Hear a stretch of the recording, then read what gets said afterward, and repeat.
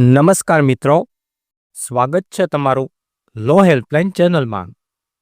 મિત્રો, અત્યાર સુધી દસ્તાવેજ બનાવતી વખતે જો અવેજની રકમ 10 લાખ ઉપર જાય અથવા તો સ્ટેમ્પ ડ્યુટીની રકમ 49,000 ઉપર જાય તો ફરજિયાતપણે પાન કાર્ડ દર્શાવવાનો નિયમ હતો અને તેનાથી આ બધી જ માહિતી ઇન્કમટેક્સ વિભાગમાં મોકલવામાં આવતી હતી.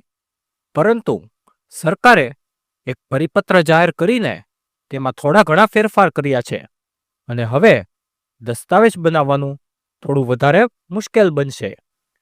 કારણ કે તારીખ 2/5/2025ના રોજ ગુજરાત સરકારે એક મહત્વનો પરિપત્ર જાહેર કર્યો છે અને આ પરિપત્ર ડાયરેક્ટ સુપ્રીમ કોર્ટના હુકમ દ્વારા જાહેર કરાયો છે.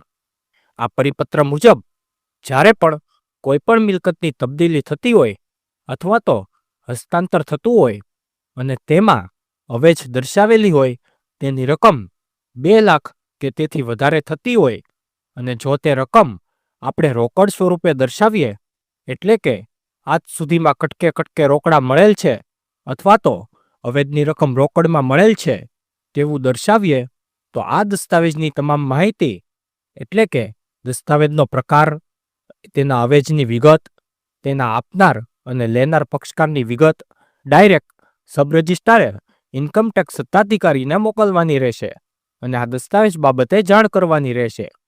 અને જો સબ રજિસ્ટ્રાર આ સૂચનાનું પાલન ન કરે તો તેની સમક્ષ શિક્ષાત્મક કાર્યવાહી પણ કરવામાં આવશે. આ પરિપત્ર દ્વારા હવે જ્યારે પણ તમે 2 લાખ કરતાં વધારે રકમનો દસ્તાવેજ બનાવતા હો અને હાલ તો જંત્રી પણ ડબલ થઈ ગઈ છે એટલે તમામ દસ્તાવેજોમાં કિંમત 2 લાખ કરતાં ઉપર જ જાય છે. અમુક જ એવા દસ્તાવેજો હોય છે જે નાની રકમના થતા હોય, જે સાવ અંતરિયાળ ગામડામાં આવતા હોય, બાકી તમામ રકમ 2 લાખ કરતાં ઉપર જતી હોય છે.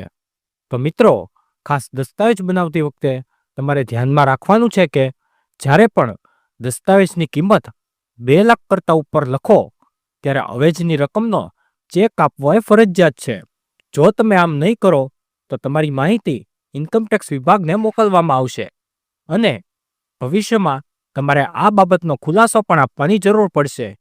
તેથી ભવિષ્યમાં તમારે આવી મુશ્કેલીમાં ન મુકાવવું હોય તો ફરજિયાતપણે તમારે ચેક આપવાનો આગ્રહ રાખવો જોઈએ.